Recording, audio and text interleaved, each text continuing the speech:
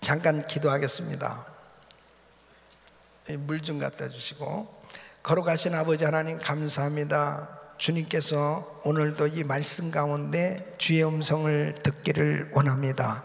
주님 말씀 가운데 주님 만나는 시간이 되게 하여 주시옵시고, 말씀을 듣다가 답답했던 문제들이 풀어지게 하여 주시옵시고, 모든 하나님의 그 크신 사랑, 그 은혜를 경험하는 우리 성도님들이 될 수 있도록 축복하여 주시옵소서. 주님의 이름을 찬양하고 예수님의 이름으로 기도하옵나이다. 아멘.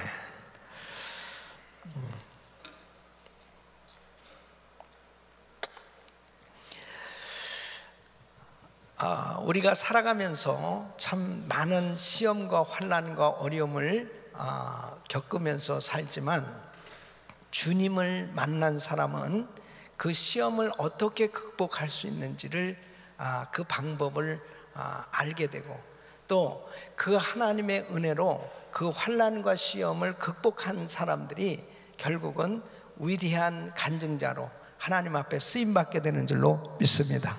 그래서 이 세상을 사는 사람 가운데 환난과 시험을 당한 사람은 없어요. 다 어려움을 겪으면서 살아가고 있습니다.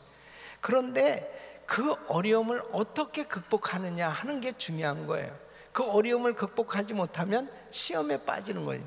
그러나 그 어려움을 극복하고 나면 하나님께서 주시는 그 은혜로 위대한 간증자가 되고, 그리고 하나님의 사랑을 경험하게 되어지니까 더 믿음이 성장하고 또 성숙해져 가는 줄로 믿습니다.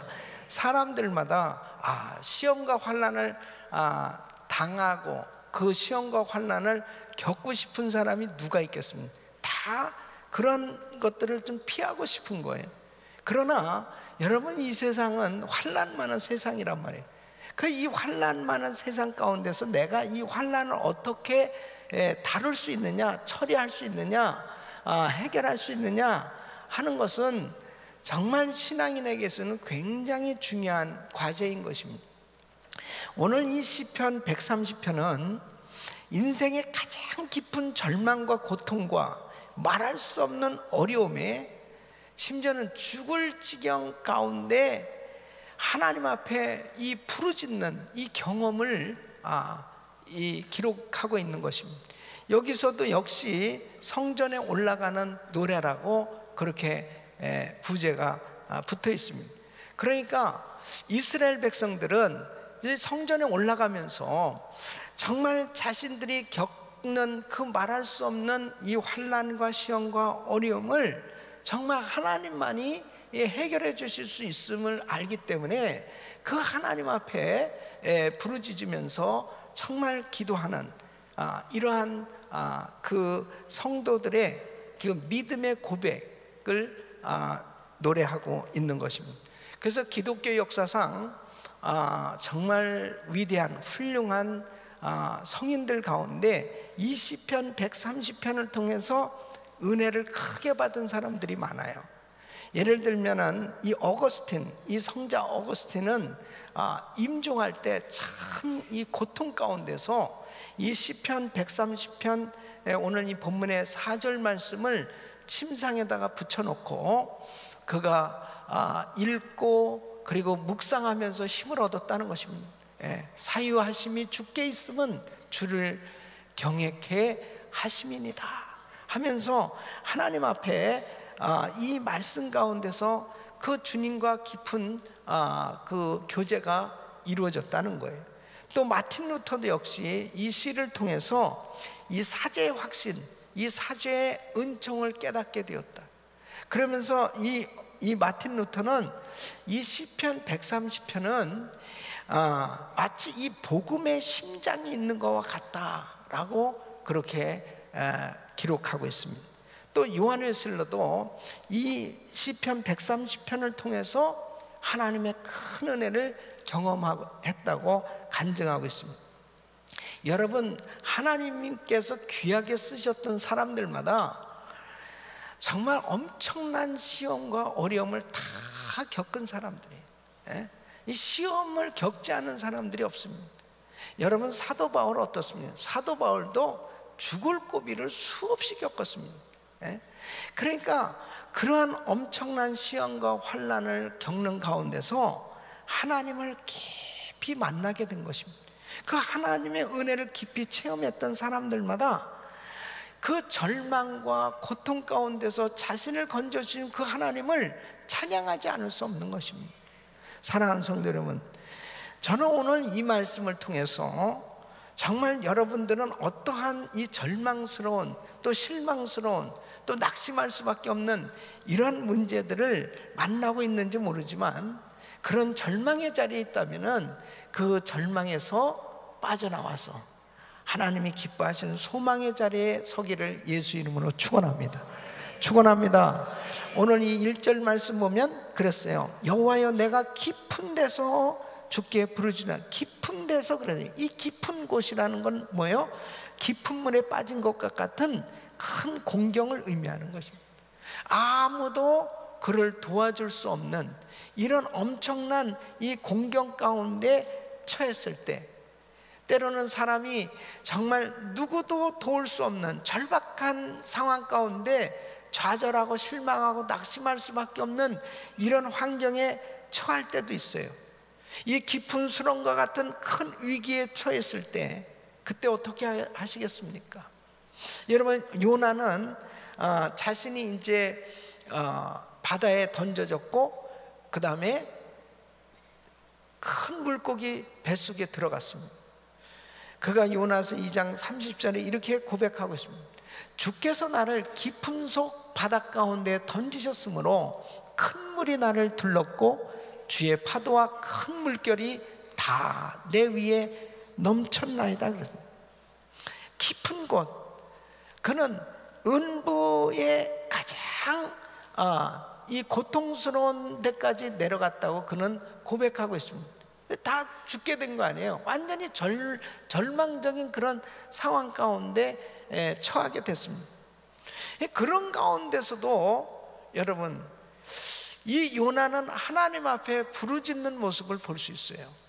그러니까 믿음의 사람들은 환난과 시험과 어려움을 당했을 때 하나님 앞에 간절히 부르짖을 수만 있다면 승리할 수 있는 줄 믿으시기 바랍니다. 그래서 정말 우리의 삶 가운데 깊은 곳이 무엇이에요? 여러분들에게 있어서 지금 깊은 곳이 무엇입니까? 때로는 사업적인 어려움, 또 질병의 문제, 또 가정의 실패, 뭐 여러 가지 말할 수 없는 잃어버린 것들이 결국 깊은 곳이라고 말할 수 있겠죠. 그런데 바로 주 안에서는 깊은 곳이라고 여겨지는 그 모든 것 가운데서도 하나님께서 회복시켜 주실 수 있는 줄 믿으시기 바랍니다. 그러니까 정말 절망 가운데 처했을 때 어떻게 소망을 되찾을 수 있느냐 하는 것이 참 중요한 거예요. 저는 참 이렇게 목회하면서 성도님들마다 나름대로 다 절망스러운 그런 일들을 참 만날 때 때로는 내 힘으로 해결해 주지 못하는 때가 참 안타까울 때가 참 있어요. 그런데 어떤 경우에는 진짜 이렇게 아무것도 아닌 것 같은 걸 가지고 무척 괴로워하고 힘들고 절망하고 낙심하는 그런 성도들도 보게 됩니다. 그러니까 사람들마다 다 차이가 있잖아요. 어떤 분은 뭐 물질 부분에 대해서는 문제가 없어요. 근데 육체의 질병으로 건강을 상실한 거예요. 이 건강한 사람에게 있어서는 뭐 질병의 문제가 없으니까, 그런데 또 물질의 문제가 있는 거예요. 또 어떤 사람은 또 사업의 문제는 뭐 아무런 문제가 없는데 또 가정적으로 참 불편하고 힘든 그런 고통스러운 일들을 만나면서 참 힘들어하는 분들도 있어요. 어떤 분들은 다른 건 뭐 다 좋은 것 같은데 신앙생활 하면서 참 그 인간관계 속에서 힘들어하는 그런 경우들도 보게 됩니다. 각자 나름대로 다 사정들이 있어요. 그런데 중요한 사실은 뭐냐면은 그러한 절망 가운데 빠져 있으면 안 된다는 거죠. 이 절망에서 빠져나와야 바로 소망의 자리에 있어야만 건강한 신앙생활이고 하나님이 기뻐하시는 그러한 하나님의 사역을 감당할 수 있는 줄 믿으시기 바랍니다. 그러니까 절망 가운데 빠져 있어서는 안 되겠다는 거예요. 그러니까 오늘 이 말씀을 듣는 우리 모든 성도님들이 이 절망의 자리에 있는 분들은 그 절망의 자리에서 오늘로 빠져나올 수 있기를 예수 이름으로 축원합니다. 축원합니다. 그래서 이 절망에 처한 가운데 있을 때 어떻게 이 소망을 찾을 수 있느냐 하는 것입니다. 소망만 찾을 수 있으면 다 해결될 수 있는 거예요. 그러니까 소망을 찾는 것이 얼마나 중요한 건지 모릅니다. 첫째는 주님 앞에 간절히 부르짖으라 하는 것입니다. 여러분 1절 말씀 보니까 여호와여 내가 깊은 데서 주께 부르짖었나이다. 깊은 데서 아까 말씀드렸죠. 도무지 자기 힘으로 빠져나올 수 없는 깊은 수렁과 같은 환난을 의미하는 거예요. 이런 상황 가운데 주께 부르짖었나이다. 이 기도 가운데서도 부르짖는다라는 것은 이 격렬하게 간절하게 호소하는 것을 의미하는 것입니다. 여러분 사실 어떤 면에서 보면 하나님 앞에 간절하게 정말 격렬하게 주님 앞에 호소할 수 있는 이렇게 부르짖을 수 있는 기도만 할 수 있다면 승리할 수 있어요. 여러분 야곱 보십시오. 야복 강가에서 환도뼈가 부러지기까지 간절히 부르짖었습니다. 원래 야곱이 그런 사람이 아니에요. 야곱은 꾀가 많은 사람이고 야곱은 그렇게 엎드려서 기도하고 이런 사람이 아닙니다. 주로 머리로 다 해결하던 사람이에요. 그런데 자기 형이 군사 400명을 데리고 오면서 20년 동안 자기가 노력하고 애쓰고 수고하면서 모았던 모든 재산 그리고 자기가 이뤘던 모든 것이 한순간에 싹 다 날아갈 수밖에 없는 그런 위기에 처했습니다. 이런 위기에 처했을 때 벌써 자기는 나름대로 머리가 기가 막히게 돌아가는 사람입니다. 그러니까 이제 자기의 재산을 두 대로 나누고 그 다음에 자녀들을 또 앞세우고 종들을 앞세우고 자기는 맨 뒤에서 뭐 별 생각을 다 하는 것도 그 다음에 예물을 또 준비해서 그 다음에 형한테 이렇게 하면 그의 마음이 녹아질까 또 이렇게 하면 어떡할까 다 해도 안 되잖아요. 그러니까 자기가 마지막에 무릎을 꿇은 겁니다. 그러니까 무릎을 꿇어야 해결된다니까요. 머리 쓰지 말라고요. 머리 쓰지 말라고. 머리 쓰는 동안은 해결 안 됩니다. 그러니까 하나님 앞에 결국은 환도뼈가 부러지기까지 격렬한 이 부르짖음을 야곱은 한 거예요. 당신이 나를 축복하기 전에는 내가 놓을 수 없습니다. 그렇게 하나님 앞에 작정하고 기도하고 금식하고 주님 앞에 매달리면 결정적으로 하나님 앞에 결사적으로 부르짖으면 반드시 해결된다니까요. 그러니까 그런 주님 앞에 간절한 부르짖음이 있다는 것 이 자체가 축복이에요.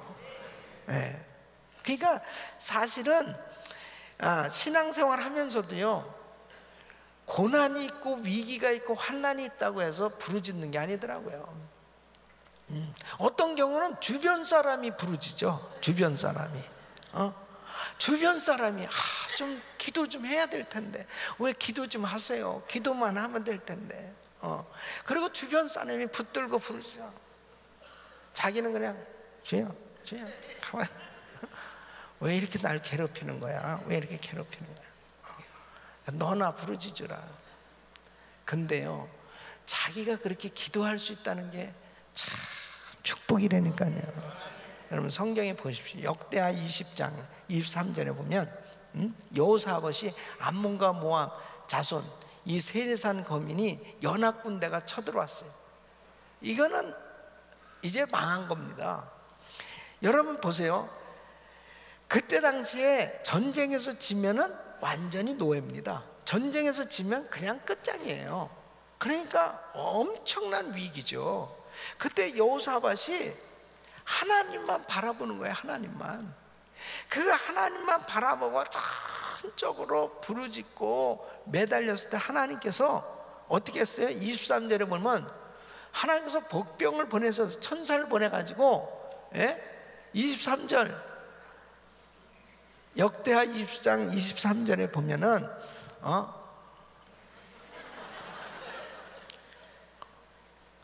암몬과 모압 자손이 일어나 세일산 거민을 쳐서 진멸하고 세일 거민을 멸한 후에는 저희가 어떻게 해요? 피차에 사륙하이다. 자기들끼리 싸워서 다 자기들끼리 망했어요. 그러니까 하나님이 하시면 된다는 거죠. 하나님이. 어떻게 이런 일이 일어날 수 있어요? 주님이 하시니까 되는 겁니다. 여러분 보세요. 역대하 32장 20절 21절 보면 이 히스기야 왕 때 이 아수르 군대가 쳐들어왔어요. 이때도 역시 마찬가지로 도무지 이길 승산이 없어요. 항복 문서를 보내면서 너 항복해, 항복해야지 살지, 그렇지 않으면 죽는다는 거예요. 그랬을 때 히스기 왕이 아모스의 아들 선지자 이사야로 더불어 하늘을 향하여 부르짖어 기도하였더니 여호와께서 한 천사를 보내 아수르 왕의 영에서 모든 큰 용사와 대장과 장관들을 멸하신지라. 여러분 보세요. 아수르 왕이 얼굴이 뜨뜻하여 그 고국으로 돌아갔더니 그 시내 전에 들어갔을 때 그 몸에서 난 자들이 거기서 칼로 죽였더라. 아주 그냥 완벽하게 하나님께서 승리하게 하신, 그걸 구체적으로 어떻게 기록하고 있냐면 열왕기하 19장 35절에 보면 이 밤에 여호와의 사자가 나와서 아수르진에서 군사 18만 5천을 친지라. 아침에 일찍이 일어나 보니 다 뭐가 됐어요? 송장이 됐어요. 송장이 시체란 말이에요. 시체나 송장이나 마찬가지예요. 그냥 한순간에 끝났어요.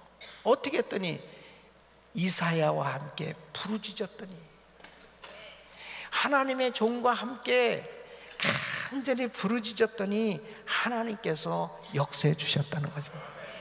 여러분, 그러니까 이렇게 하나님 앞에 간절히 부르짖을 수 있기를 예수 이름으로 축원합니다. 부르짖을 수만 있다면 아무리 깊은 가운데 있는 그런 도무지 우리 힘으로 해결할 수 없는 절망스러운 문제라 하더라도 하나님께서 역사해 주신 거예요. 그러니까 기도할 수 있다. 이것은 너무너무나 큰 축복이에요. 너무나 큰 행복입니다. 부르짖으시기를 예수 이름으로 축원합니다. 그래서 주일날도 예배 때도 주여 삼창하고요, 뭐 금요일날도 그렇고 새벽에도 그렇고. 그러니까 어떤 면에서 보면은 성령으로 거듭나서 정말 성령 충만하지 않은 사람들은 우리 교회 다니는 게 굉장히 거북스러울 수가 있어요. 막 주여 이게 소리를 크게 지르고 기도하는 것이 습관이 안 된 분들은 굉장히 불편하실 수가 있어요. 그런데 교회 부흥에는 좀 지장이 됩니다. 아이고 뭐 이게 여기 교회 좋다고 그래서 예배 드리러 왔는데 다 같이 주여 삼창 기도 주여, 야 왜 이런 소리야 이거, 그리고 그냥 보니까 사람들 야 이게 아이고 나 이 교회 못 다니겠다. 그래서 가서 은혜 받고 다시 돌아와. 여러분, 부르짖을 수 있는 것은 정말 하나님의 축복입니다. 여러분, 하나님 앞에 부르짖어서 기도할 수 있다. 그러니까 성경에 보면은 절대절명의 위기 가운데 있던 사람들 다 하나님 앞에 부르짖었어요. 그러니까 그때 히스기야에게 여호사밧의 역사하신 하나님 오늘도 이 자리에 함께하고 계신 것입니다. 그러니까 주님 앞에 부르짖을 수 있기를 예수 이름으로 축원합니다. 부르짖고 기도해야 돼요. 부르짖고. 그러니까 평소에 부르짖는 훈련을 한 사람은 자기의 삶 가운데 시험과 환난과 어려움이 오면 하나님 앞에 그 문제를 가지고 부르짖을 수 있는 거예요. 자, 두 번째는 주께 기도하고 용서와 회복을 간구했습니다. 자, 2절로 우리 4절까지 함께 읽어보면 시작. 주여 내 소리를 들으시며 나의 간구하는 소리에 귀를 기울이소서. 여호와여 주께서 죄악을 감찰하실진데 주여 누가 서리이까? 그러나 사유하심이 주께 있음은 주를 경외케 하심이니이다. 아멘. 주여 내 소리를 들으시며 나의 간구하는 소리에 귀를 기울이소서. 주께서 죄악을 감찰하실진데 주님 용서해 주세요.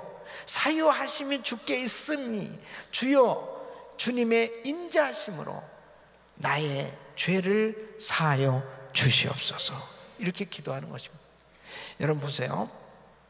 이사야 선지자가 하나님 앞에 기도하는데 하나님께서 자기를 보여주십니다. 그러니까 거룩하신 하나님 앞에 서게 될 때 자기가 새카만 죄인이라는 사실이 깨달아져요. 그래서 이사야서 6장 5절에 보면 이사야가 이렇게 고백하는 겁니다. 그때 내가 말하되 화로다 나여 망하게 되었다. 나는 입술이 부정한 사람이요 입술이 부정한 백성 중에 거하면서 어떻게 했다고요? 만군의 여호와이신 왕을 배웠습니다. 그러니까 그냥 나는 그래도 신앙생활 잘하고 나는 그 선지자 노릇하고 내 나름대로 그래도 이렇게 신앙생활 잘하고 있다고 생각했는데 하나님 앞에 딱 서니까 와, 내가 너무나 큰 죄인이에요. 내 입술로 너무 많은 죄를 지은 거예요. 그때에 그는 회개하는 거예요. 회개할 때에 그 스랍의 하나가 화저로 단에서 취한 바 핀숯을 손에 가지고 내게로 날아와서 그것을 내 입에 대며 가로되 보라 이것이 내 입에 닿았으니 내 악이 죄하여졌고 내 죄가 사하여졌느니라. 여러분 보세요. 죄를 깨달아야 회개할 수 있고 회개해야 회복될 수 있습니다. 그러니까 우리가 죄가 깨달아질 수 있다는 게 그게 축복이에요. 그러니까 어떤 면에서 보면요, 죄가 깨달아져야 회개하는데 깨달아지지 않는데 어떻게 회개합니까? 답답한 거죠. 아, 나 죄 없어요. 아, 나 다 회개했어요. 아, 나한테 자꾸 회개하라고 그러지 마세요. 아, 기분 나빠요. 회개하지 마라. 그게 회개해야 돼. 그게 회개해야 돼. 기분 나쁠 게 뭐가 있어? 하나님 앞에 어떤 면에서 보면은 정말 이 죄가 깨달아지는 것은 성령님의 은혜입니다. 성령님께서 자기를 보여주셔야 돼요. 자기는 정말 아무런 죄가 없는 것 같아. 근데 환난을 당할 때가 자기가 하나님 앞에 깨끗함을 받을 수 있는 기회더라고요. 왜냐하면 주님과 가장 가까워지니까요. 그러니까 자기가 모든 것이 다 좋을 때는요 깊게 기도가 잘 안 돼요 사실. 근데 정말 힘들고 어려운 일이 있으면 주님 앞에 깊게 기도가 돼요. 매달리게 되니. 그러면서 사실은 이 문제를 해결해 달라고 기도했는데 막 깨달아지는 거예요. 자기의 잘못이. 그러니까 그 죄를 회개하면서 모든 것이 회복되는 것을 볼 수 있습니다. 여러분 보세요. 역대하 33장에 보면 이 므낫세 왕이 나와요. 이 므낫세 왕이 20살의 왕이 돼가지고 그가 55년 동안 이스라엘을 치리했어요. 그런데 이 므낫세 왕이 얼마나 교만한 사람인지 몰랐습니다. 얼마나 많은 사람들을 죽였는지 몰라요. 그래서 열왕기하 21장 16절에 보면 므낫세가 여호와 보시기에 악을 행하여 유다로 범하게 한 그 죄 외에 또 무지한 자의 피를 심히 많이 흘려 예루살렘 이가에서 저가까지 가득하게 하였더라. 그냥 우상을 만들고 산당을 만들고, 그리고 엄청난 하나님 앞에서도 죄를 범하였는데 얼마나 많은 사람들을 죽이고 폭군으로 그렇게 행사를 했는지 몰라요. 그랬을 때 하나님께서요 이제 엄청난 환난을 허락했습니다. 아수르 군대가 침범에 들어와가지고 이 므낫세를 쇠사슬에 묶어가지고 포로로 바벨론으로 끌고 갔습니다. 그러니까 이제 왕위가 폐위가 된 거죠. 그러고 가가지고 그런 상황이 있을 때 어떻게 됐습니까? 기가 막히잖아요. 자기가 왕이었는데 쇠사슬에 묶여가지고 가가지고 그런 상황이 되니까 이 사람이 어떻게 됐냐? 역대하 33장 12절로 13절에 보면 저가 환난을 당하여 그 하나님 여호와께 간구하고 그 열주의 하나님 앞에 크게 어떻게 했어요? 겸비하고 기도한 거로 하나님이 그 기도를 받으시며 그 간구를 들으시사 저로 예루살렘에 돌아와서 다시 왕위에 거하게 하심에 므낫세가 그제야 여호와께서 하나님이신 줄을 알았더라. 어떤 때는요 하나님은 너무 속이 없으신 것 같아. 어떤 때는 진짜 하나님은 이건 너무 이렇게 그냥 마음이 약하신 분 아니야? 사실 김정은 같은 그 폭군도 회개하고 예수 믿고 회개하고 하나님 나 정말 많은 사람들 죽였습니다, 하나님 내 잘못했습니다 하고 지금 회개하면 주님이 용서해 주세요. 아멘을 크게 하십시오. 미워해도 크게 하세요. 용서해 주신다니까. 그게 하나님이세요. 그게 하나님이세요. 인간의 생각에는 아니 어떻게 그렇게 많이 죽인 사람, 어떻게 그렇게 잘못한 사람 그냥 회개한다고 해서 그냥 하나님은 그렇게 용서해 주시냐? 그런데요 우리 하나님은 우리 죄를 장부에 기록하시는 아버지가 아니고 우리가 돌아오도록 밤이나 낮이나 기다리시는 아버지 하나님이신 줄 믿으시기 바랍니다. 항상 하나님은 기다리고 계세요. 절대로 너 이렇게 잘못했지, 요놈 너 이렇게 잘못했으니까 너 이렇게 너는 야단 맞을 거야, 그런 거 계산하시는 하나님이 아니고 이제나 저제나 돌아오기를 기다리시는 하나님. 그러니까 이 므낫세 이렇게 범죄하고 이렇게 실수하고 이렇게 잘못했을 때 그래도 하나님이 이 아들 사랑하신 거라니까. 그래도 사랑하셨어요. 이 므낫세 그냥 죽었으면 어떡합니까?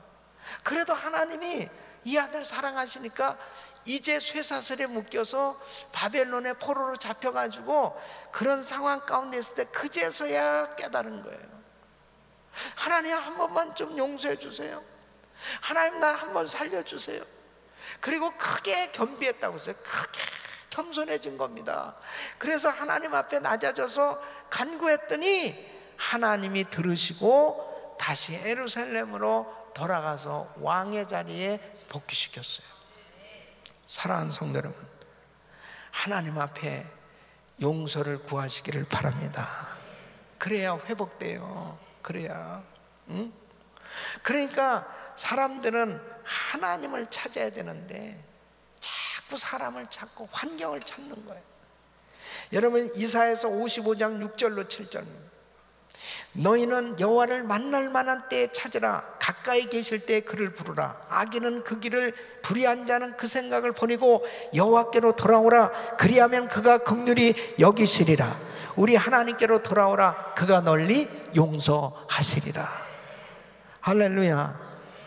우리 하나님 앞에 돌아올 수 있기를 바랍니다. 주님 앞에 돌이켜야 돼요. 주님 앞에 돌이키는 길만이 회복될 수 있는 길입니다. 여러분 이 미국을 위해서 기도하는 것도, 하나님 이 미국을 정말 하나님 앞에 돌아올 수 있도록 은혜를 더하여 주시옵소서. 어떤 면에서 보면요, 지금 점점 타락해져 가고 있습니다. 그러니까 이게 어떤 그 뚝이 무너진 것 같아요. 그래가지고 지금 죄가 범람하고 있어요. 이런 가운데서 어떤 사람만이 하나님의 은혜 가운데 승리할 수 있냐? 주님 앞에 부르짖는 사람, 자신의 죄를 회개하고 하나님 앞에 부르짖는 사람, 은혜 가운데 거할 줄로 믿습니다. 세 번째는 주님의 구원의 역사를 바라고 기다렸습니다. 5절 말씀 우리 같이 읽겠습니다. 시작. 나 곧 내 영혼이 여호와를 기다리며 내가 그 말씀을 바라는도다. 7절 말씀. 이스라엘아 여호와를 바랄지어다. 여호와께는 인자하심과 풍성한 구속이 있음이라. 이 말씀 뭐예요? 하나님의 약속, 하나님의 말씀을 믿고 기대하는 것, 사모하는 것을 의미하는, 바로 구원의 역사를 바라고 기다렸다는 거예요. 이 시편 기자는 하나님의 약속을 기다릴 수 있다는 것, 이것은 바로 소망으로 가득 찬 생각을 의미하는 것입니다. 여러분, 하나님께서 지금도 우리 가운데 역사하실 걸 믿습니까? 그 약속을 믿습니까? 바로 기다릴 수 있는 그러한 삶이 되시길 예수 이름으로 축원합니다. 이게 소망이잖아요. 이게 소원, 소망은 바로 다른 것이 아니에요. 하나님의 약속을 기다리는 것입니다. 그 소망의 근거가 뭐예요? 하나님의 약속의 말씀입니다. 우리가 그냥 근거도 없이 소망할 수 없어요. 하나님의 약속의 말씀이 있기 때문에 이 말씀을 붙들고 우리는 하나님 앞에 기대하고 기다리는 거예요.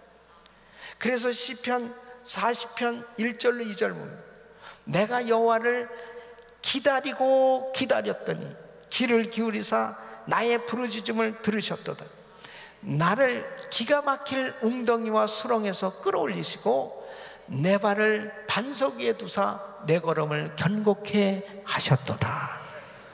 하나님, 내가 하나님의 얼굴을 기다립니다. 하나님의 손길을 기다립니다. 하나님, 나를 다시 회복시켜 주시옵소서. 시편 이사야 30장 18절 말씀 우리 한번 같이 읽겠습니다. 시작. 그러나 여호와께서 기다리시나니 이는 너희에게 은혜를 베풀려 하시며 일어나시리니 이는 저희를 긍휼히 여기려 하심이라. 대저 여호와는 공의의 하나님이심이라. 무릇 그를 기다리는 자는 복이 있도다. 할렐루야, 할렐루야. 무릇 기다리는 자는 복이 있도다.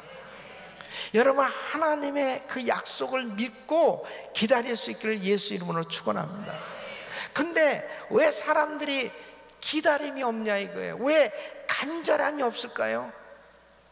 하나님 앞에 정말 간절하게 사모하는 마음이 있으면 부르짖을 텐데, 그리고 하나님 앞에 그 기다림이 있는 그 사람은 사모하면서 예배당에 나올 거예요.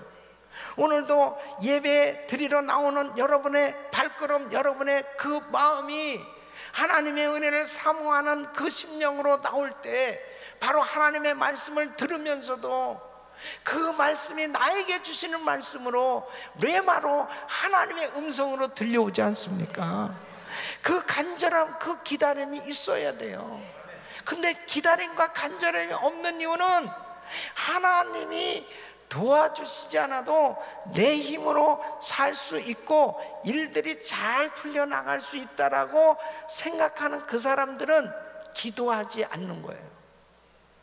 사실 그렇게 말은 안 하지만 그렇게 사는 겁니다. 네. 뭐 내가 그렇게 간절히 부르짖지 않아도 나 일들 잘 풀려나가고 있어요. 나 괜찮게 살고 있어요. 나의 삶에 별 어려움이 없어요. 그런 사람들은 간절함이 없다니까. 하나님 앞에 기다림도 없어요. 그런데 문제는 뭐냐? 내 인생이 항상 그렇게 살게 되는 게 아니라니까. 그러니까 방심하게 되는 겁니다. 그런 방심한 가운데 있을 때 아주 간단한 시험에도 팍팍 넘어지더라 이거예요.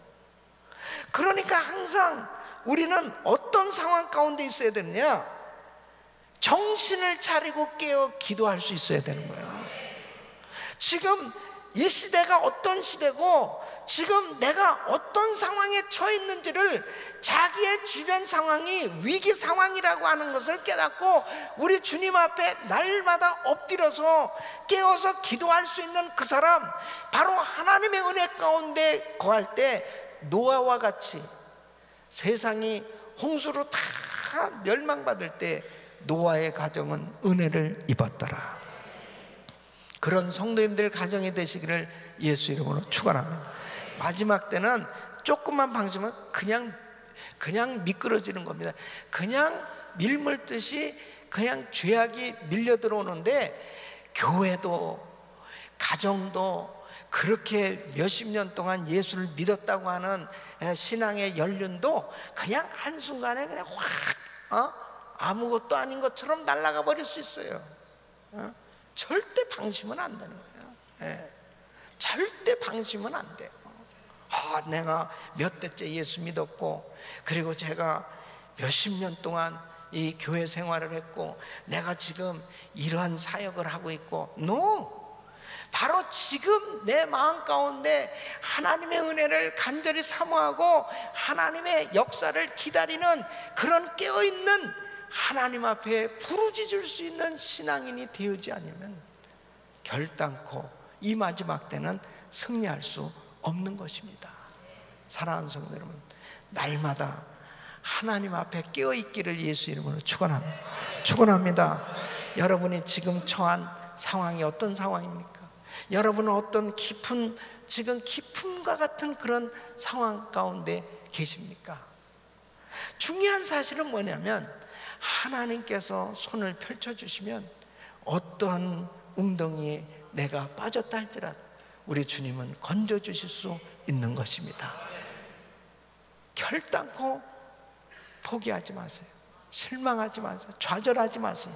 항상 내가 하나님을 향하여 소망 가운데 거하기만 하면 반드시 승리하게 되는 것입니다.